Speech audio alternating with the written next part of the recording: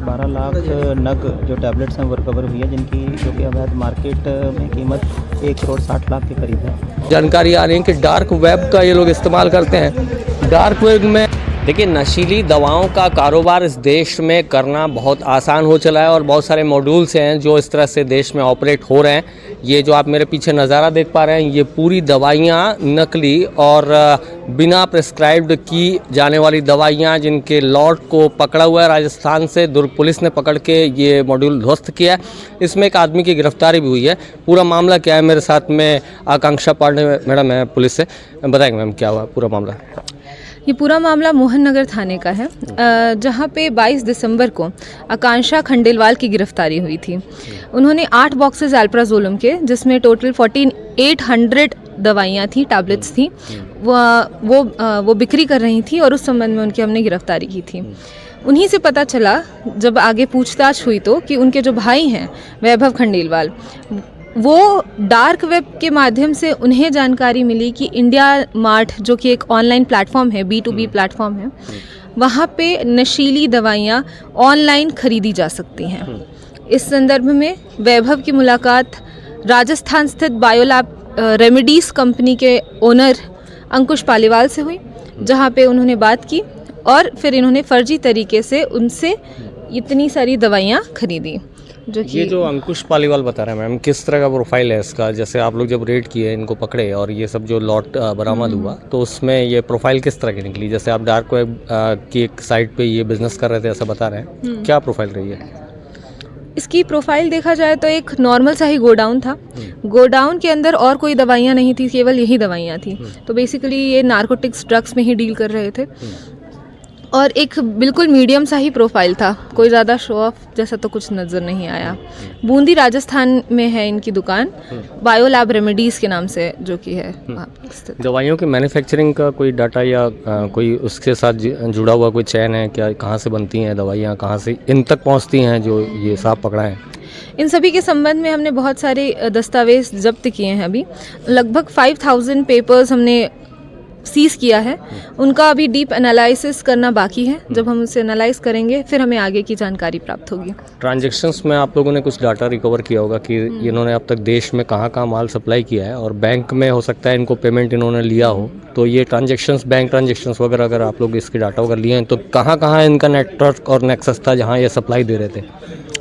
देखिए, हमने इनके बैंक ट्रांजैक्शन, सीडीआर और जितने भी हम जानकारी ले सकते थे वो सारी निकाल ली है। लेकिन अभी जैसा कि मैंने कहा, इन सब में अभी गंभीर जांच का विषय है। जांच के पश्चात ही हमें पता चलेगा कि हमें और क्या आगे बढ़ना है, किस दिशा में हमें अपनी इन्वेस्टिगेशन को आगे बढ़ाना है। इसका कैलकुलेशन बता देंगे मैम, कौन सी दवाई है, कितनी है और इसका मार्केट वैल्यू क्या है? देखिए, यहाँ पे 3 प्रकार की दवाइयाँ रखी हुई हैं। जो पहली दवाई है वो है अल्प्राजोलम। इसका एक मार्केट वैल्यू, अगर मैं ब्लैक मार्केट में बात करूं तो इसके एक बॉक्सेस जो हैं वो 2000 रुपीज़ के सोल्ड होते हैं। हमारे पास टोटल 1890 बॉक्सेस हैं, जिसकी कीमत करीब 1 करोड़ 11 लाख रुपए समथिंग ऐसी है। सेकंड है हमारा ट्रामाडोल। इसकी जो कीमत है वो 48 लाख रुपीज़ समथिंग ऐसी है और टैबलेट्स भी हैं उसी अनुसार। और थर्ड है सिरप, जो बायोकॉफ टी सिरप है, जो बेसिकली एक कोडीन सिरप होगा, अगर आप लोग जानते होंगे तो। इसकी संख्या है 9600 और क्यों ये मार्केट में एक बॉटल 250 रुपये का बिकता है, तो उस हिसाब से फिर इसकी कीमत हो जाती है करीब 24 या 25 लाख के करीब। मतलब टोटल जो 1 करोड़ के आसपास, 1 करोड़ 60 लाख के आसपास इसकी जो ग्रॉस वेटेज है।